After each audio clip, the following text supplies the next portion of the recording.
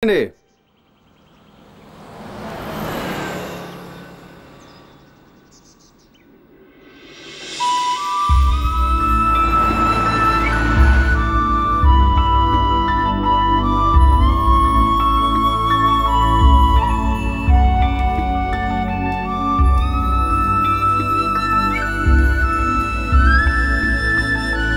బాబు, ఇక్కడ పుల్లే అంటే ఎవరమ్మా?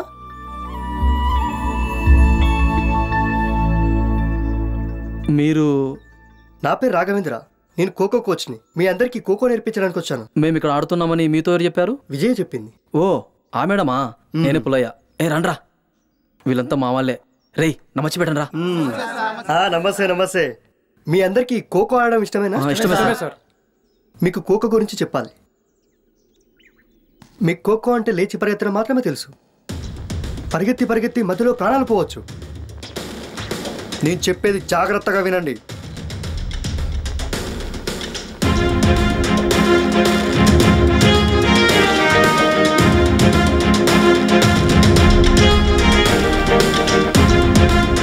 వాళ్ళతో ఆడాలంటే గుండె ధైర్యం కావాలి. ఇవన్నీ ఆలోచించారా?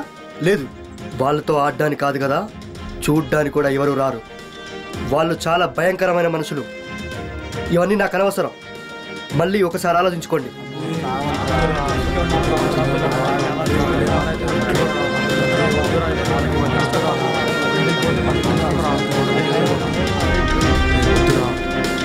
నన్ను క్షమించరా. నా బిడ్డకి తల్లి కూడా లేదు. నేను పోతే నా బిడ్డకు దిక్కు కూడా లేదురా. ఈ ఆట నాకొద్దురా. నేను పోతున్నా. ఇల్లు గుర్తొచ్చి వెళ్తున్నారా? లేవని ఖచ్చితంగా ఉండేటోన్ని. వస్తారా? పుల్లయ్య నేను వస్తాను రా. పోయొచ్చారా? అరే పుల్లయ్య, నేను కూడా పోతున్నా. రే పుల్లిగా, కలిసి ఆడదాం అనుకున్నాం, ఆడలేకపోతున్నాం. పోయొచ్చాం, క్షమించు. వస్తాను రా.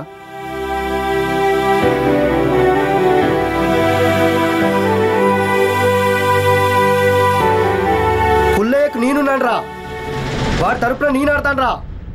వారిని నేను గెలిపిస్తాను రా.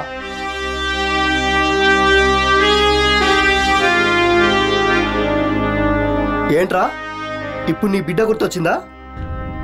అది చిన్నప్పుడు దారి తెలియక నీటి బావిలో పడితే ప్రాణాలకు తెగించి కాపాడింది ఎవరు? వీడు కాదా? అప్పుడు వీడి ప్రాణం ముఖ్యం కదా?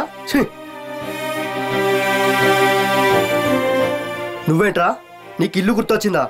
నీ అబ్బా, నీ ఇల్లు కాలిపోతుంటే నీ కుటుంబాన్ని కాపాడింది ఎవర్రా? అప్పుడు వీడి ప్రాణం కోసమా?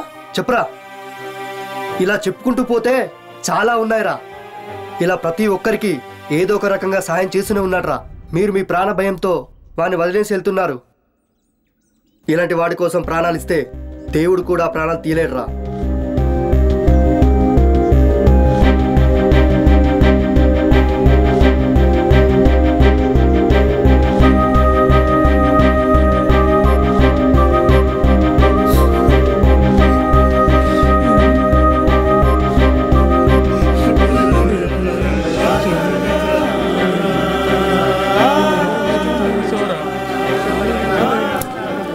శభాష్, నేను చెప్పిన మాటలకు ప్రాణభయంతో పారిపోతారనుకున్నా.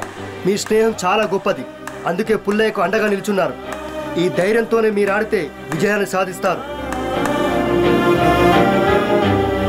ఇప్పుడు నేను గర్వంగా చెప్తున్నాను, మీ టీం గెలుస్తుంది. నేను మీకు హామీ ఇస్తున్నాను. కమాన్.